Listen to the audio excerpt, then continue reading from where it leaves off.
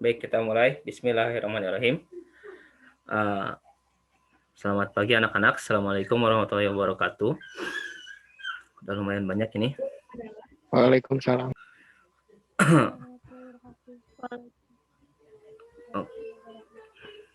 Oke,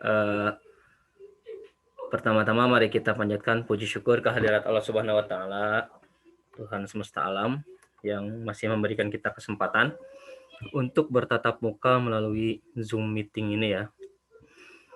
Nah, hari ini seperti yang Bapak rencanakan, kita akan memulai mempelajari bahasa pemrograman Python ya, Python programming.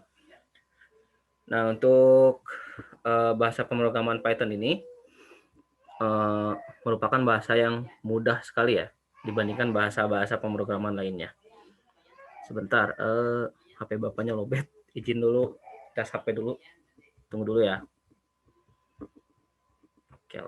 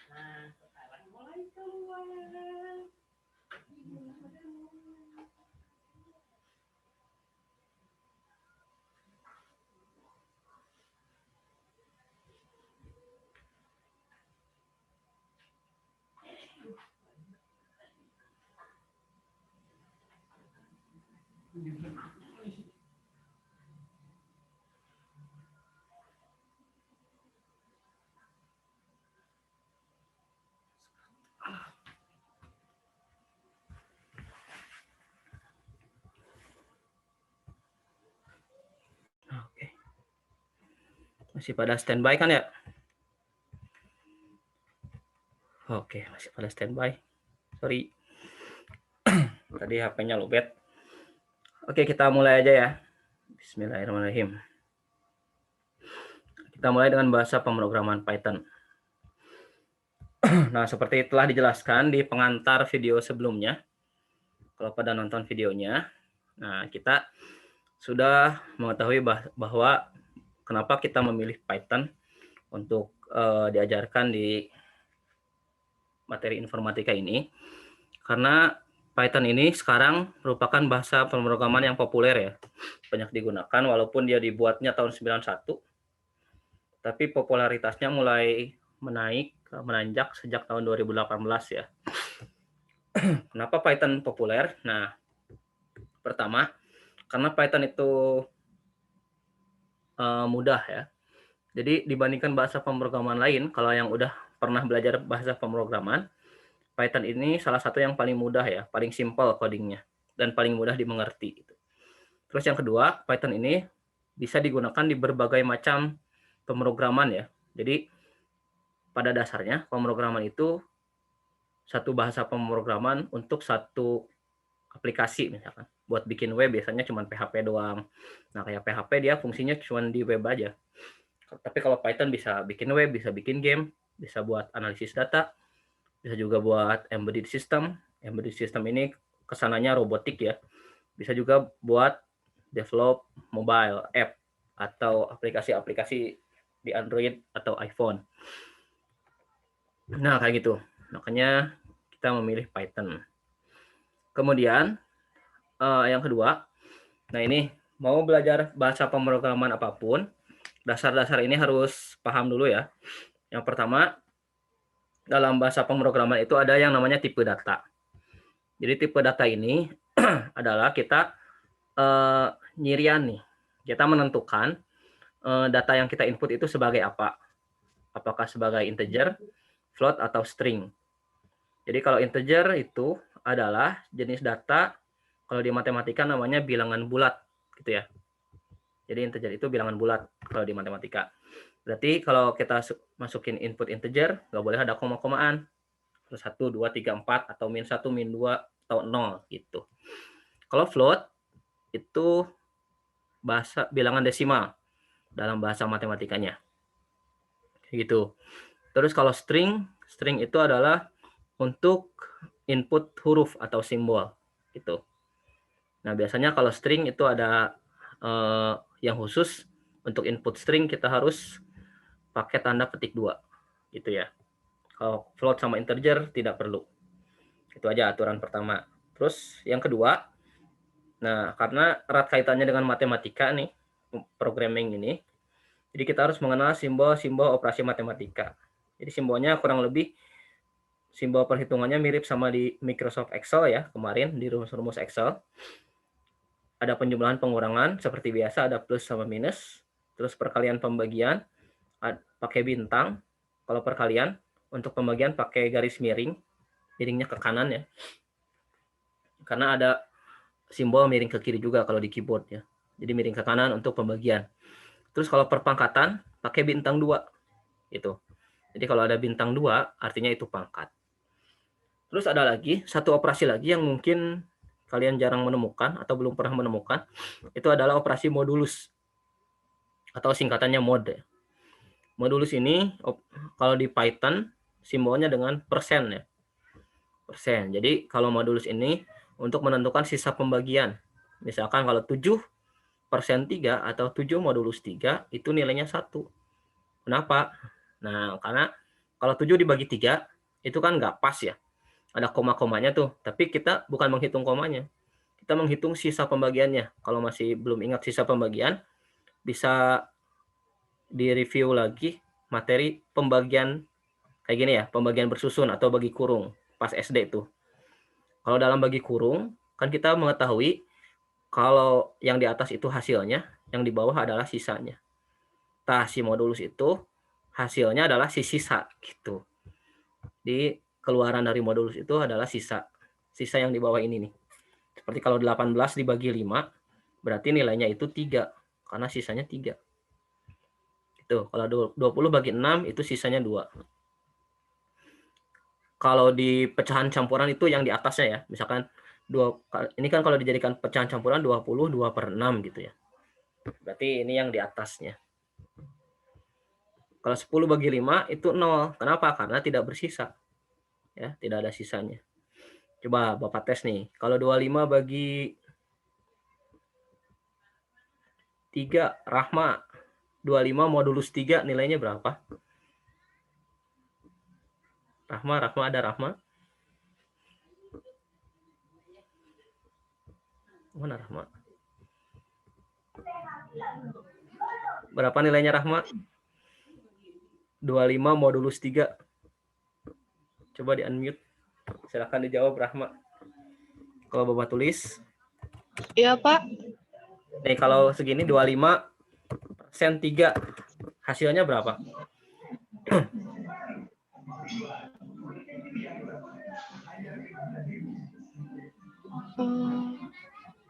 Berapa kira-kira?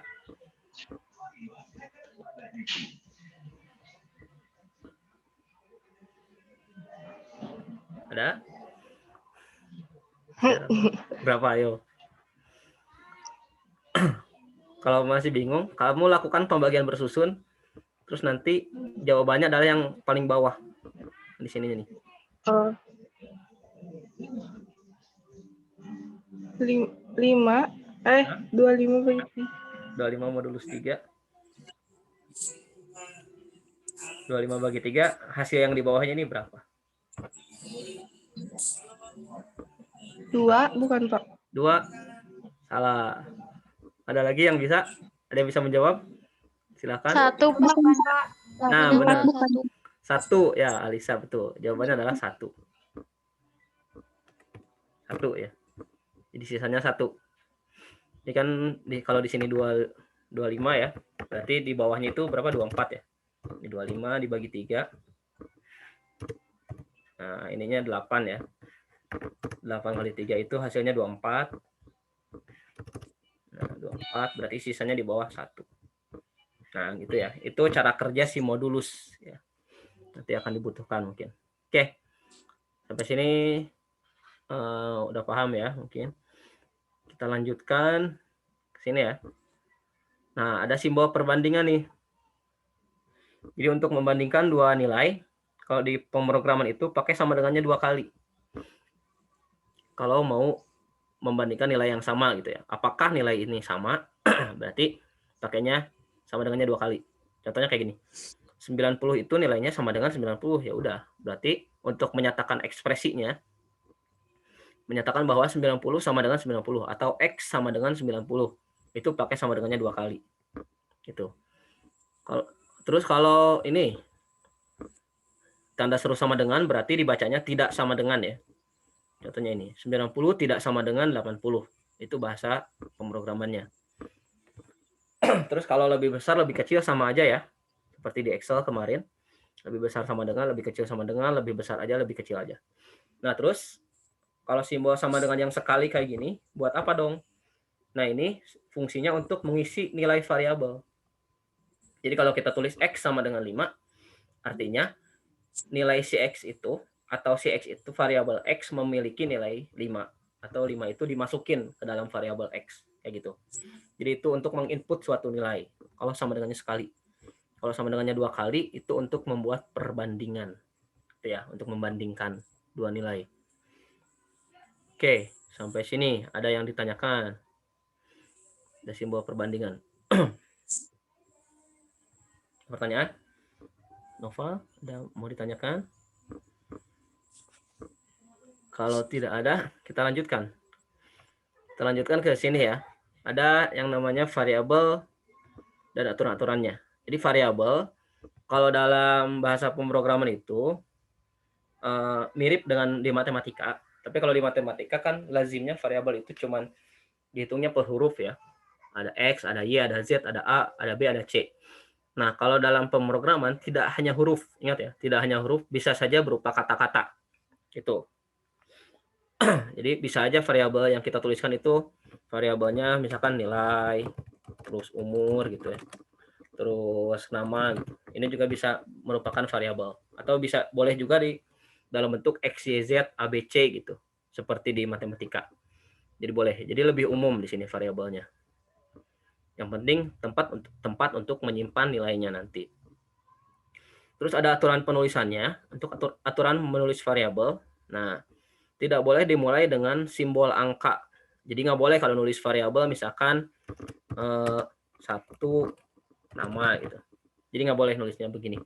Tidak boleh dimulai dengan angka gitu. Ini nggak boleh.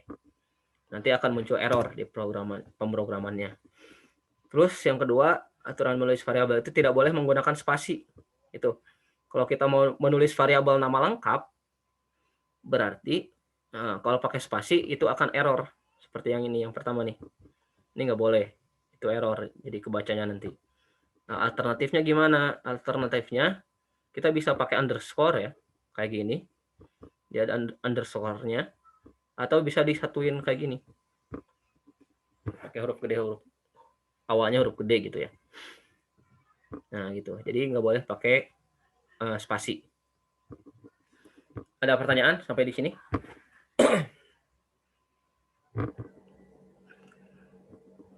Ada pertanyaan? Ada yang mau bertanya? Ini sama ya di bahasa pemrograman apapun rata-rata cara menulis variabel kayak gini. Tidak boleh dimulai dengan angka, tidak boleh menggunakan spasi. Nah kemudian kalau tidak ada, kita langsung praktek. Nah prakteknya kita di sini ya. Ini udah muncul belum? Compilernya. Kita hapus dulu ini semuanya. Jadi situsnya sebenarnya ini aja ya. Cara masuk situsnya kayak gini. Text tester. Nah, kita mulai dari awal misalkan. Ini rextester.com. Jadi kita ke sini. Ini Bapak simpan di chat ya untuk web pemrogramannya. Oke, salah. Nah, udah muncul ini tampilan browsernya dari Bapak? Udah ada? Ada, Pak. Ya. Oke, nah di sini kita pilih bahasa pemrogramannya. Jadi di sini banyak kalau mau nyoba-coba bahasa pemrograman. Nah, kalau C Sharp ini namanya pemrograman C Sharp. Ini harus banyak ininya tuh. Banyak rumus-rumus yang digunakannya. Ada namespace, public class, dan selanjutnya ya. Ini lebih ribet kalau bahasa pemrograman lain.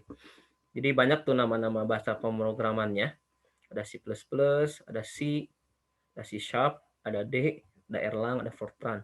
Nah, kita pilih apa? Kita pilih yang Python 3 ya. Jadi kita menggunakannya Python 3. Karena kalau Python ini udah jadul, yang update ini Python 3. Nah, kalau Python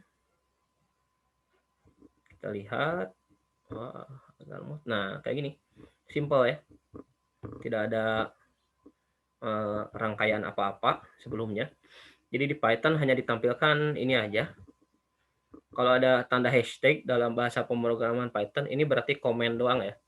Jadi si hashtag ini tidak akan dieksekusi, nggak akan jadi error gitu. Di sini kita boleh nulis bebas kayak catatannya doang ini, catatan kaki lah kalau di ini. Jadi kalau kita mau mencatat, misalkan untuk menjelaskan kepada orang lain, ini fungsinya buat apa, kita bisa pakai hashtag. Terus ini print ini untuk menampilkan output ya, untuk menampilkan output dari pemrograman kita. Oke, kita mulai dari belajar variabel yang tadi. Jadi menulis variabel itu bisa berupa begini ya, X dengan 70 misalkan. Berarti ini variabel ini berisi nilai integer atau bilangan bulat 70. Kalau kita mau ngasih variabelnya kayak gini juga boleh. Nilai 20 misalkan, 0,75. Jadi untuk menyatakan koma pakai titik ya kalau di bahasa pemrograman itu. Nah, ini variabel yang nilainya adalah float atau bilangan desimal. Terus misalkan nama kota. Nah, kalau kita mau nulis nama kota, jangan pakai spasi begini. Kita coba apa yang terjadi kalau kita menulisnya begini. Misalkan kayak gitu ya.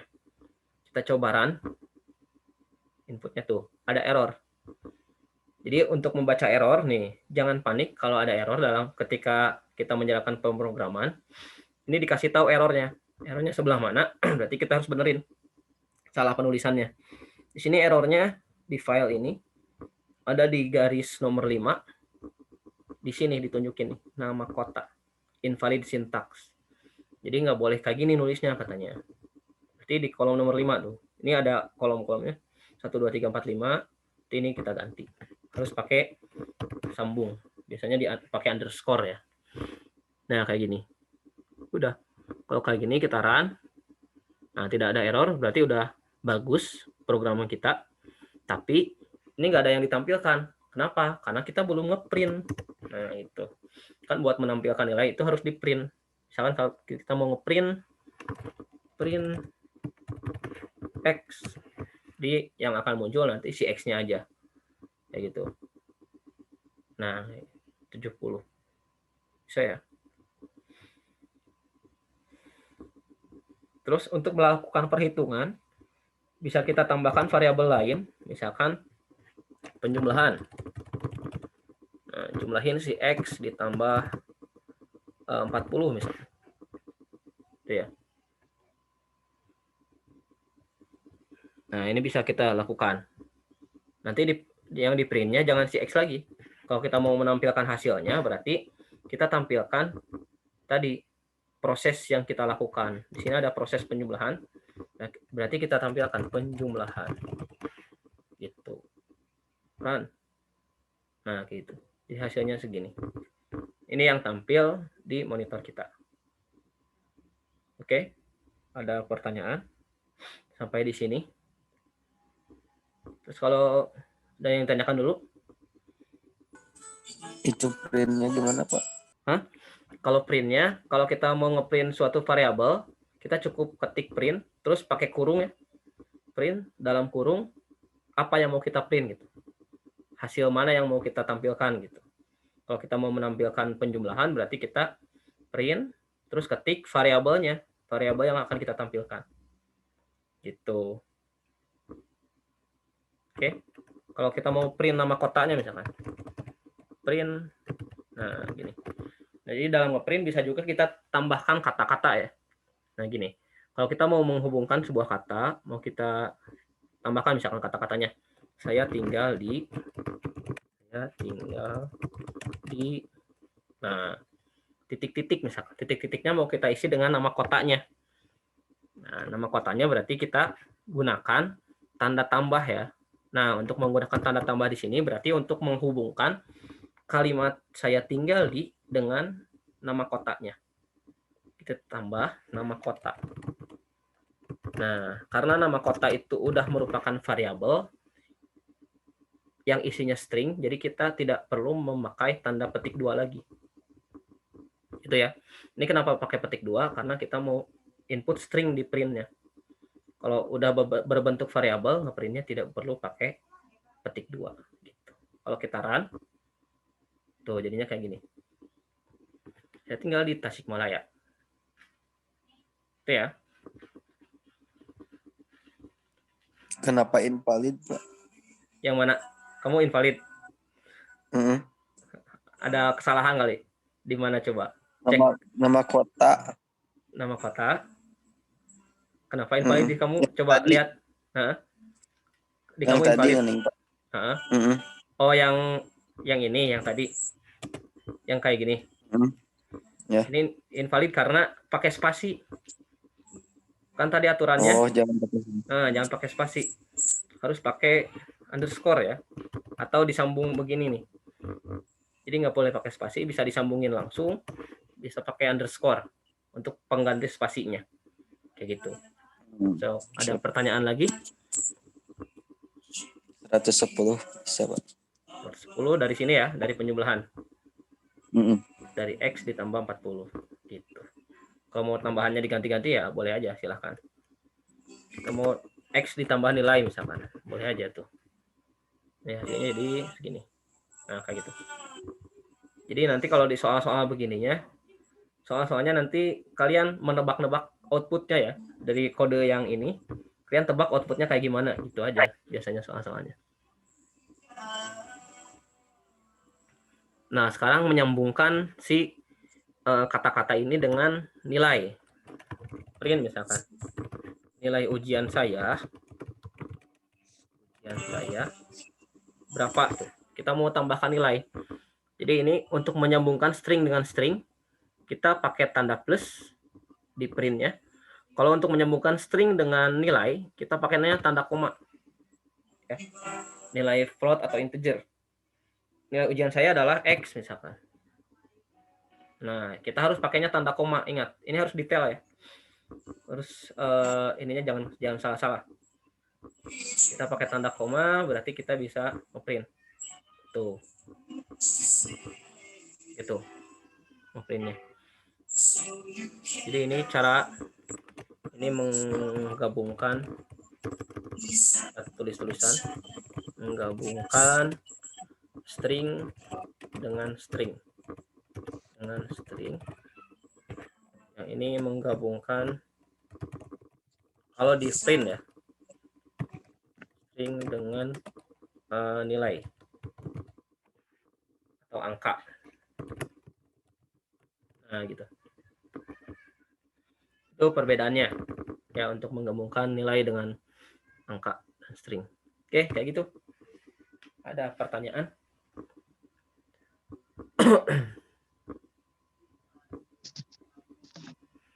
Ya, silakan.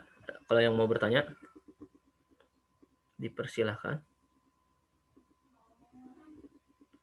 Kalau enggak, kita lanjutkan ya. Ini kan baru ngisi-ngisi variabel ya.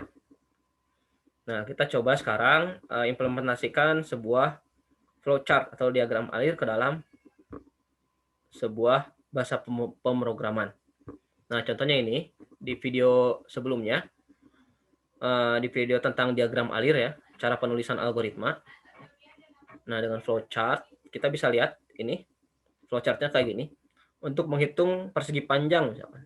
Di langkah-langkahnya kita deklarasikan variabel, terus baca nilai panjang dan lebarnya, atau kita menginput ya, mengisi nilai panjang dan lebarnya, kemudian hitung prosesnya, hitung luas, yang sama dengan panjang kali lebar, kemudian tulis nilai luasnya atau munculkan outputnya. Kayak gitu. Jadi langkahnya ini terlihat panjang ya, tapi kalau di bahasa pemrograman jadinya lebih simpel. Bisa kita lihat ke sini. Kita hapus dulu. Yang ini. Oh iya, ini kalau mau di save bisa kalian copy paste aja ya ke Microsoft Word atau ke Notepad atau ke Note di HP ya. Ininya nanti kalau kalian mau coba-coba atau Bapak tampilkan ke chat aja ya. Biar nggak lupa. Nah, Bapak copy ke kolom chat si coding yang pertama kita. Nah, itu ya. Itu ada di kolom chat. Oke, kita sekarang mau membuat kode pemrograman persegi panjang misalkan ya. Berarti kita deklarasikan variabelnya dulu, bikin variabel panjang dan lebar. Boleh kalian mengetik panjang dan lebar seperti biasa, atau boleh kalian pakai variabel P sama L aja gitu. Boleh aja, bebas sih. P, L kecil, L besar misalkan, boleh aja. L luasnya kita pakai L gitu aja ya, bisa aja. Nah, setelah itu isi nilainya. Misalkan panjangnya mau berapa? 65. Bebas aja ya. Lebarnya misalkan 42. Berarti luasnya, apa luas itu? Luas itu apa rumusnya? Panjang kali lebar, seperti tadi ya. Panjang kali lebar. Gitu. Berarti, nah udah. Berarti ini udah memenuhi nih. Ini input, ya. Ini inputnya dan deklarasinya. Ini prosesnya, udah ada. Udah diproses hasilnya tinggal di print. Berarti print, kalau mau pakai kata-kata, mau print ininya dulu ya, misalkan print L-nya dulu. Nah, ini hasilnya, hasil atau outputnya. Ya udah tuh, kita printnya tuh segitu ya. Ini hasil perkalian dari 65 dikali 42. Nah, itu 2730. Kalau kita mau menambahkan, misalkan tambahkan kata-katanya biar lebih keren. Luas persegi panjang dengan panjang yang P-nya sama dengan berapa gitu ya, panjang. Terus nah kita sambung-sambung ini. L-nya sama dengan lebar adalah ini pakai ini ya. Nah, jadi keluarannya ini biar lebih cantik ya. Tuh, kayak gitu. Jadi hasilnya seperti ini. P-nya 65, L-nya 42 adalah 2730. Jangan usah pakai spasi. Gitu. Jadi kalau kita ubah-ubah ininya, misalkan ini ubah jadi 25, di sininya juga berubah. Nah, kayak gitu ya. Oke.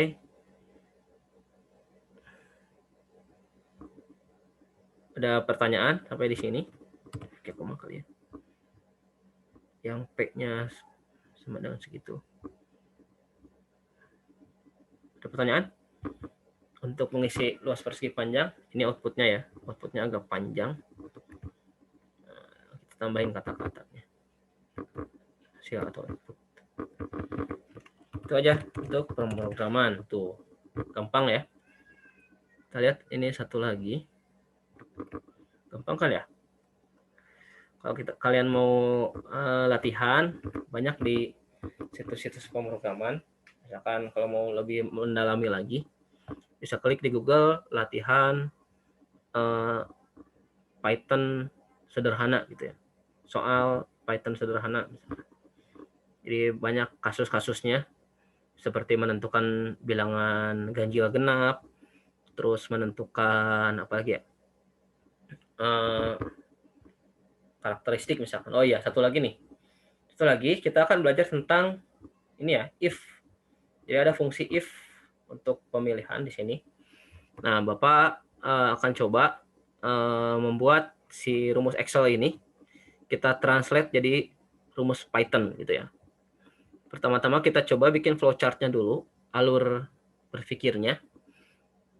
Nah, Mulai, terus deklarasikan variabel, terus input nilainya berapa, habis itu kita bandingkan. Nah, jadi di flowchart ada tambahan lagi. Ini kan baru ada 5 ya. Yang keenam itu yang inti. Untuk flowchart kalau mau ada pemilihan if ya, if atau while, pemilihan apakah segini, decision ya, pilihan. Kalau mau ada pilihan dalam bahasa pemrograman, di diagram alirnya itu berarti pakai tanda belah ketupat ya. Jadi ini dibacanya kalau nilainya 90, kalau iya berarti tampilkan huruf A, kalau tidak berarti tampilkan huruf B gitu. Kita coba di sini ya. Nah, kita coba input. Inputnya berarti di situ karena cuma satu variabel, kita misalkan inputnya sebuah nilai apa? Nilai ujian, nilai PAT. Nilai PAT-nya 85. Nah, gitu. Dan ini kita hapus. Nah, kita bikin prosesnya sekarang. Jadi proses dan outputnya langsung. Proses dan outputnya, prosesnya apa tadi? Prosesnya adalah membandingkan nilainya. Berarti pakai if ya. Jadi kita menggunakan if, mirip di Excel. Cuma caranya jadi begini, if, terus tanda kurung. Jadi cara menuliskan if di Python itu, if, dalam kurung, nilai yang akan kita bandingkan, nilai mana? Nilai path berarti ya. Nilai path. Jadi bacanya jika nilai path-nya lebih besar sama dengan 90, nah, maka, nah, terus di akhirnya jangan lupa pakai titik 2 ya. Jangan pakai yang lain, harus pakai titik 2. Ini wajib nih, aturan bakunya kayak gitu. Terus kita enter. Nah, ini prosesnya jangan di sini. Prosesnya itu, ini outputnya langsung. Nah, di enter. Jadi setelah di enter, ini harus menjorok ya. Menjoroknya bisa pakai tab atau bisa pakai spasi ya. Spasi, jadi harus di dalam. Artinya kalau dia di sini, dia tidak berada di dalam if. Tapi kalau kita pakai tab di sini, nah di sini ya, sebelah sini misalkan segini. Nah, berarti ini ada di dalam if-nya, outputnya. Jadi kondisi untuk nilainya 90 tadi printnya harus apa? Printnya nilai A. Print berarti ini A. Gitu. Ini nggak usah pakai titik 2 lagi. Nah, terus ini kondisi benarnya. Jadi kalau benar 90A, kalau tidak, nah kalau tidaknya gimana? Kalau tidaknya kita pakai rumus else. Else itu berarti yang lainnya, kondisi lainnya. Else sama titik 2 lagi. Ini print lagi, print B. Gitu. Udah kayak gitu. Berarti kalau 85 pasti nilainya adalah B ya. Ini outputnya. Ini juga output. Jadi outputnya ada 2. Kan? Nah, itu nilainya adalah B. Gitu. Kalau kita ubah ininya misalkan jadi 95. Kita cek. Berarti nilainya adalah A. Nah, gitu. Gitu ya. Jadi itu untuk membandingkan if. Ada pertanyaan sampai di sini? Jadi nulisnya nggak kayak di Excel, langsung, kalau di Excel kan langsung pakai petik 2 ya. Yang benar dulu terus yang salah. Kalau di sini nggak. Yang benernya di bawah if-nya, kalau mau ada kondisi lain pakainya else. Gitu. Atau kita kalau mau tambahin kondisinya jadi 3 misalkan. Nah, kalau tambahin kondisinya, kalau ada kondisi tambahan, bikin 3 kategori misalkan, kita pakai rumusnya elif ya. Elif. Jadi elif itu singkatan dari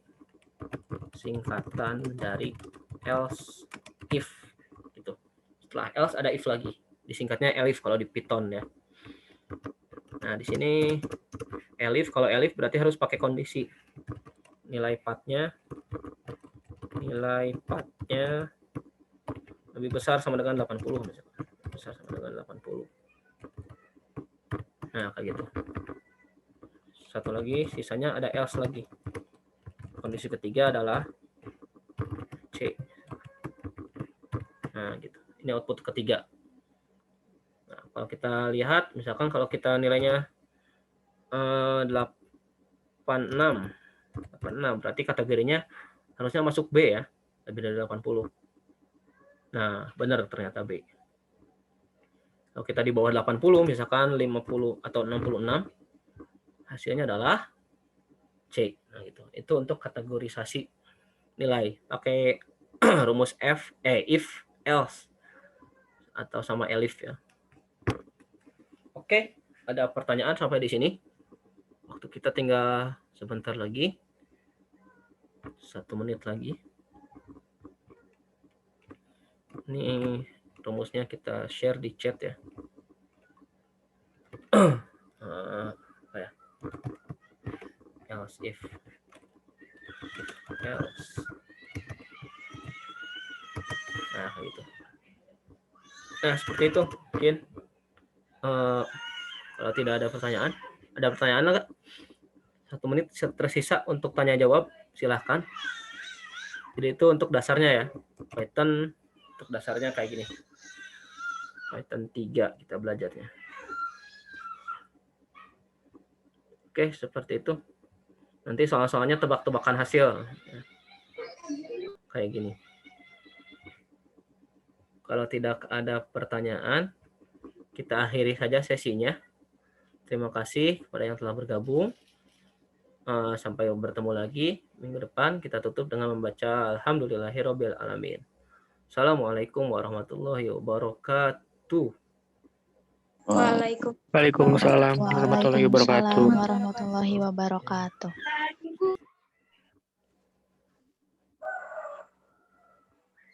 Nah, ya. Silakan kalau yang mau live group boleh. Recordnya kita tunggu sampai selesai ya. Lumayan ini agak banyak. Ada tugas-tugasnya, tugas tambahannya. Oke, sebentar lagi.